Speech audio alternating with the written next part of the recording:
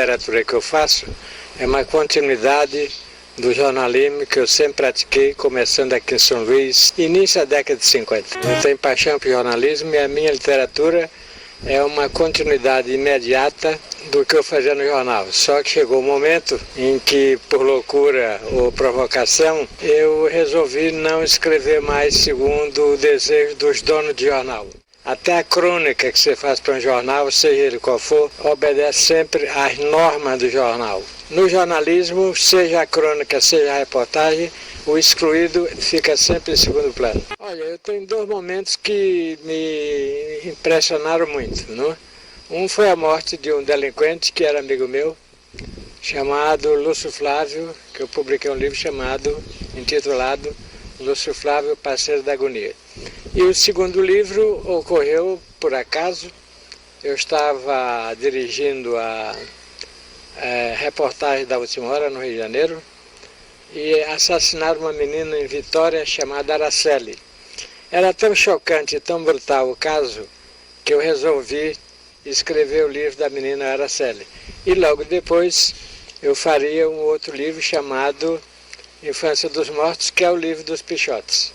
Então, a partir daí, isso eu estou falando do início da década de 70, a partir daí eu realmente tomei um outro rumo na literatura, um rumo mais consciente, mais vinculado a mim mesmo, não é? Vale dizer agora que naquele tempo isso não significava coisa nenhuma. Pelo contrário, meu livro sobre os meninos de rua, que é o Pichote, foi tratado pela editora num terceiro plano. Eu estreiei com um livro que eu gosto e me lembro sempre dele, chamado Depois da Luta. Foi meu primeiro livro, quando eu publiquei no Rio, em 58. Eu tinha chegado ao Rio em 54. E saí daqui por questões políticas, não pessoalmente, que eu não tinha idade para isso, mas questões políticas. Só para você ter ideia, nesse vitorianismo maldito, foram assassinados um amigo meu chamado Otelino Nova Alves, um outro chamado Vilela de Abreu, e o Lago Bornel, o poeta Lago Bornel, recebeu uma pancada na cabeça que caiu desfalecido como se estivesse para morrer. Isso era o vitorianismo, e eu fui sempre, embora envolvido com violência, ou talvez por isso mesmo, eu fui sempre contra os atos de violência, de espancamento, de assassinatos. Uma vez eu estava na Folha de São Paulo e resolvi fazer uma reportagem que nunca tinha sido feita, né? Então o diretor do jornal, que era o Cláudio Abramo, um comunista histórico, aceitou a ideia. A ideia era simples, eu queria saber, os policiais presos estão em que prisão?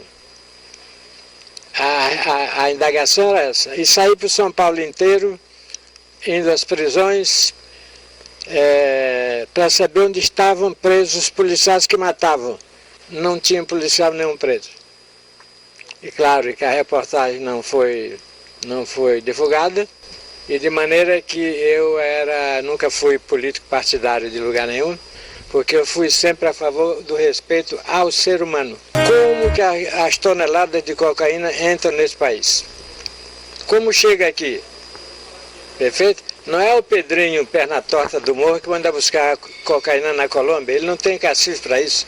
São milhões de dólares envolvidos.